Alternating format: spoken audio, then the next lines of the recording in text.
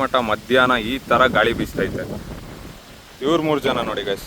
ಆಹಾ, ಬಿಸಿಲು ಕಾಯಿಸ್ತವ್ರ, ನಿದ್ದೆ ಮಾಡ್ತವ್ರ. ನಾವು ಬಾಯಿ ಮುಚ್ಕೊಂಡಿದ್ದೀವಿ, ನಮ್ಮನ್ನ ಕೆಣಿಗ್ಬೇಡಿ ಗೈಸ್. ಇವತ್ತು ಡ್ಯೂಟಿಗೆ ರಜಾ ಹಾಕಿದ್ದೆ. ನಮ್ಮಮ್ಮ ಹೋಗ್ಬಿಟ್ಟು ಮೊಟ್ಟೆ ತಗೊಂಬ, ಏನಾರು ಮಾಡೋಣ ಮಧ್ಯಾಹ್ನ, ನೆನ್ಸ್ಕೊಳಕ್ಕೇನೂ ಇಲ್ಲ ಅಂದರು.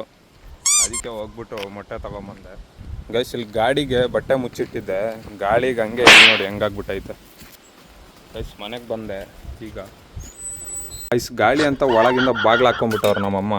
ಕರೆದು ಸಾಕಾಗೋಯ್ತು. ಅಮ್ಮ, ಓ ಅಮ್ಮ, ಅಮ್ಮ ಅಮ್ಮ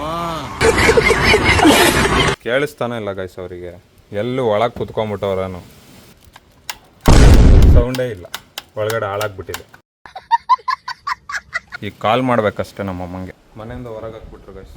ಪಮ್ಮಿ, ನನ್ನ ಹೊರಗೆ ಹಾಕ್ಬಿಟ್ರು. ನಿನ್ನ ಜೊತೆನೇ ಇರ್ತೀನಿ ಇನ್ಮೇಲೆ ಗೈಸ್. ನಮ್ಮ ಅಮ್ಮ ಬರೋ ತನಕ ಬಿಸ್ಕೆಟ್ ಆದರೂ ತಿನ್ನೋಣ ತಂದಿರೋದು.